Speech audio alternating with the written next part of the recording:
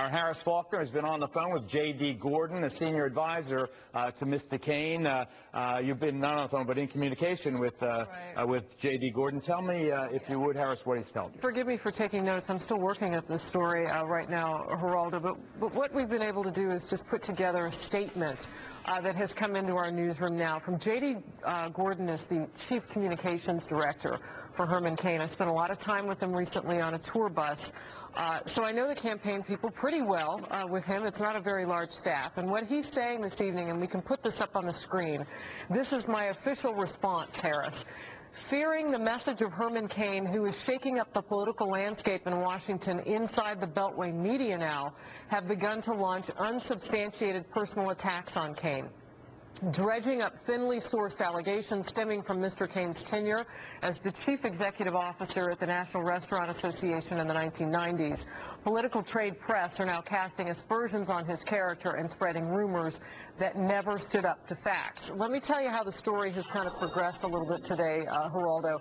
We knew from a CBS stakeout earlier at one of the events where Herman Cain was speaking that this story was coming onto the landscape. We knew that Politico.com was about to report something. And these questions were being asked of Herman Cain and his people and his campaign people.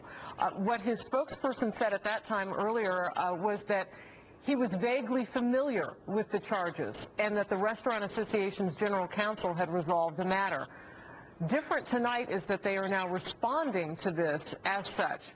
And to go on with this email that I received, it says, since Washington establishment critics have not had much luck in attacking Mr. Cain's ideas to fix a bad economy and create jobs, they are now trying to attack him in any way they can. So what J.D. Gordon is saying is, look, we know this is out there. We know that there is coverage of this. We think the reason is because he's being attacked. A couple things have happened in the last 48 hours.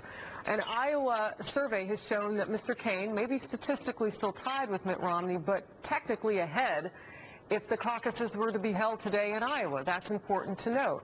And then you have a situation where he predicted quite boldly that he would win the Southern vote in South Carolina. This is a man who has told me he's a Baptist minister, but and has said he can win the conservative Christian this vote. Baptist minister, I think, Harris, is in a jam. And Craig, I think he knew that this might come up.